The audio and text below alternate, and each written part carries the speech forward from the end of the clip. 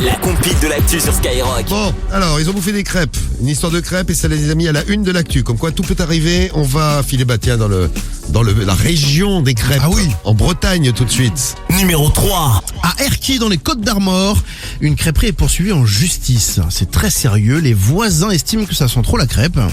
Bah oui, en même temps, c'est normal. Bon. Oui, c'est une crêperie. Hein. Ouais, oui. Et puis en plus, c'est pas une odeur désagréable, moi je trouve. Enfin bref. Le voisin s'est plaint par courrier du bruit de la vaisselle qui s'entrechoque, du son de la voix du gérant quand il donne des ordres à ses employés, du bruit des clients quand ils marchent dans les graviers.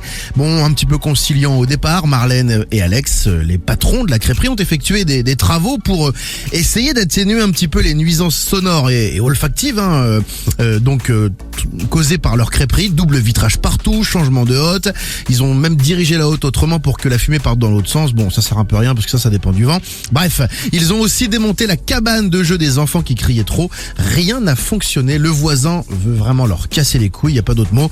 Et carrément, là, il réclame devant la justice la fermeture de l'établissement. Moi, je soutiens la crêperie. Bah oui, il faut que tout le monde travaille. Je soutiens les Bretons ce matin. Ça dépend. Pourquoi ? Ça dépend si la crêperie était là avant qu'ils viennent habiter ici ou si elle s'est faite après. Ouais, t'es pas un vrai Breton, toi. Hein. Bah Ah, si, puis, mais bon, même en fait, chacun fait ce qu'il veut. S'il veut ouvrir une crêperie, il ouvre une crêperie. Ouais, mais imagine, t'as un appart et t'as une crêperie Il en faut bas de empêcher chez les toi, gens de bosser quand même. Ouais, Rémi refuse absolument que tous les commerces alimentaires soient fermés. Oui. Tous. Non, mais tout à fait. Tous. Bon, on file à Angoulême, à la place Numéro 2. Numéro 2, alors, cette histoire est hallucinante. Une surveillante de collège qui a été condamnée pour avoir cuisiné des crêpes. Pourquoi ? Elle a mis de la drogue dedans. Bien joué, Karim. Elle a cheaté les Mais élèves. voilà, des crêpes au cannabis. Bon, elle en a offert aux élèves du collège. Bon, faut pas le faire. Et elle a également, peut-être pour se faire pardonner, je sais pas, couché avec un élève de 13 ans lors d'une fête chez elle. super. Voilà. Bon, elle a pris 2 ans avec sursis quand même, mise à l'épreuve, condamnée à une obligation de soins aussi parce que dans la tête a priori ça n'est pas des masses.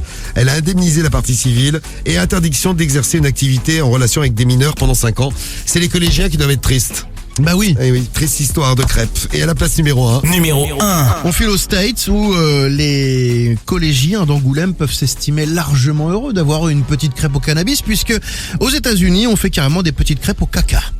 Ah bah oui, tant qu'à faire. Que les Américains bouffaient de la merde. Voilà. La preuve. Eux, ils vont vraiment au fond des choses. Pour se venger de ses élèves perturbateurs, un prof leur a donc distribué des crêpes à la matière fécale, très impressionnant. Mélangé au chocolat, ça aurait pu passer inaperçu s'il ne s'en était pas vanté par SMS auprès d'un collègue qui l'a balancé. Il a bien eu raison.